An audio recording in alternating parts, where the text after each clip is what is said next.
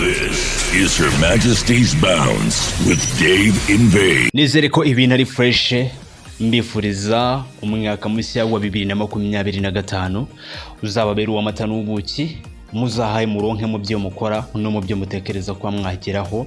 Ibyo ndabibifurije cyane, ariko nizere ko bamwe na bamwe ubu ngubu batangiye kwipampa bitegura iminsi mikuru ya Noheli n'ubunani, ariko tugiye kwinjira mu mwaka wa 2025. Iminsi mike yiri imbere cyane, turaba twavuye mu mwaka wa 2024 twinjira muri 2025. Akaba ari ikintu cya mbere kizadufasha kuba twakabya intego ndetse no kupanga ibintu runaka twiyemeje, tukavuga ati uyu mwaka dufite byinshi tukwiriye gukora. Ntekereza yuko uko umwaka ugenda uhishira cyangwa uko ibintu bigenda bigena, niko twese dushaka ikintu cyatuma ubwacu dushaka gukabya inzozi zacu dushaka kugeraho. Ese hari umuntu n'uyu n'umwe twavuga yuko aba adafite intego yifuza kuba yageraho? Ese hari umuntu n'uyu n'umwe udafite plan yo kuvuga ati uyu mwaka niyemeje kuzakuramo iki kintu? Ntekereza ko ibyo ngibyo ni gakeya abantu batabikora.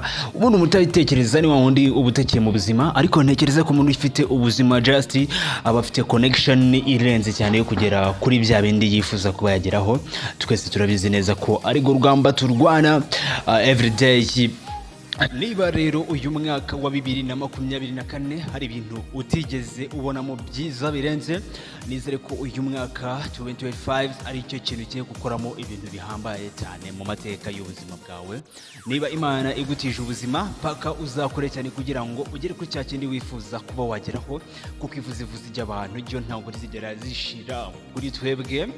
Bazakomeza batuvuge, ariko ntabwo ari ngombwa kugira ngo ubwacu ducike intege kuri cya kintu ubwacu twiyemeza kuba twakora cyangwa twifuza kuba twageraho. Ibintu byose biri mu mbaraga zacu, biri mu ntego zacu. Ni paka buri munsi rero bidusaba gukora cyane kugira ngo dukabije inzozi zacu. Ushobora kuvuga ati uyu mwaka wa 2024 ntiwampiriye uko myifuza, atari ko uyu mwaka wa 2025 ufitemo byinshi nkwiriye gukora kandi bizangeza kuri cya kintu nifuza kuba nageraho, bizangeza kuri rwa rwego nifuza kuba nashyikaho ruhambaye cyane. Ndakubwira ati good luck my brother, good luck sister, ndetse n'umubyeyi wari wese utegurira umwana we ahantu heza cyane, ndetse n'abandi bose bakora ibintu birenze. Nkaba bifurije rero umwaka mushya muhire wa 2025. Mbabwira ati my brother my sister, muzahaye muronke mu byari bye byose. Ushobora yenda kuba warukoraga ibintu bitari sawa, imico itari seriye mu buzima bwawe, ariko ni ngombwa yenda kuvuga ati njyewe uyu mwaka wa 2025 ni ngombwa neza yuko hari byinshi mpindura, mbona ko bitari byiza, nkavuga ati ntangirane n'ibishyashya kugira ngo ubwanjye bugundi umuntu urenze. Ni ngombwa rero yuko ubuzima bwawe ubuha formula, ni ngombwa ko ubuzima bwawe ubuha icyerekezo ukwiriye guhagararamo, kandi ukagihagaramo wemeye ushije amanga nta bwoba. Abakuvuga ubihorere wowe ukurikira intego nziza yawe, kuko nicyo dushaka kugeraho. Nuko dukwiriye gutega amatwi ibyo turi gukora, dukwiriye guhanga amaso ibyo dushaka kugeraho. Nagarenga kugira ngo duhanga amaso abantu bwacu batubwira ko tutazagera ku ntego twifuza kuba twageraho. Ubite ku byawe, abakuvuga ubareke ku ruhande, ntago ari bo geno ryawe, kuko ibintu byose biri mu igeno ry'Imana my brother, ibintu byose biri mu igeno ry'Imana. Rero uyu mwaka nizere yuko harimo benshi batuvuyemo muri twebwe batabashe kuba bakomeza ubuzima, ariko wowe ntugire ngo n'ikiguzi baba baratanze kugira ngo uriho cyangwa bo bacumiye ku Mana baba baratuvuyemo.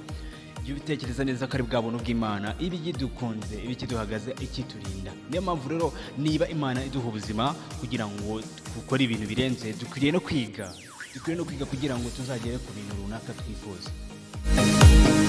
Ubundi ikintu cya mbere mu buzima, nimba ubona ko ikintu kitabangamye kuri wowe, ukabona neza ko gishobora kukubyarira inyungu, ukabona neza yuko kidashobora kugaragara nabi mu maso y'abantu runaka, nubwo wenda 100% ibintu byose kabone nubwo wakora ibyiza, ariko ndabizi neza ko utajya bigenda 100% nkuko wenda uwo byumva cyangwa ko abantu babyifuza. Ariko wowe my brother uri umuhanga muri iyi game, uri umuhanga muri iyi life, uri umuhanga mu byo ukora. Ntekereza yuko nta wundi muntu uzigera ukora nk'ibyo ukora, nta wundi muntu uzaba umuhanga nkawe, kuko ntawe uhari nkawe, nta numeze nkawe. Niyo mpamvu rero ukwiriye gukora ibirenze my friend. Kavuga ati ngiye umwaka nkwiye gukoramo ibintu bya danje, ufite vibes za danje, ugatambuka bakabona neza ko ushinja intambwe bigakunda. niba ufite ikintu ukwiye gukora rero twese dukwiriye kuvuga ati twirinde ibintu by'ubugambo, amagambo kuko ntabwo yubaka my brother. Ubundi abahanga baravuga ati iyi si turimo ya buri munsi nuko ikintu kugira ngo kibeho ko tubyifuza ko kibaho nuko twizera ko kigomba kubaho. Icyo kintu utamanjije kwizera ko kigomba kubaho byange binoge mu buzima ntabwo kiba kizigera gikunda. Ubundi se ni gute ubundi ikintu cyakunda ubwawe muri wowe nta confidence uyimva ko kitashoboka, nta cyizere wifitiye mu buzima buri icyo kintu cyakunda, kabari nubwo cyakwanga ariko uba wavuze ati nagize icyizere cyo kuba navuga ati reka nkore cyane kino kintu nzakigereho.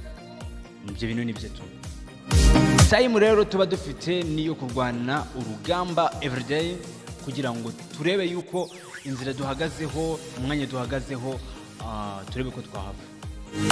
Muri iyi si turimo ntabwo dufite ubushobozi bungana ariko twese dufite imbaraga.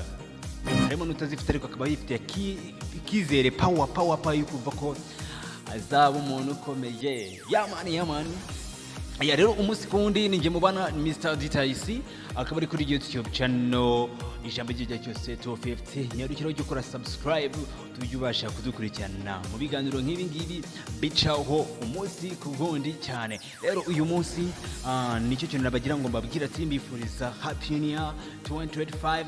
akaba ari ikintu rero cyaranje tuba dufitiye byinshi cyane mu bubiko tuba dushaka kubageza my brother. Okay, reka nkubwira ati ugire ibihe byiza umwaka uzakubera w'amata n'ubuki wa 2025. Ciao.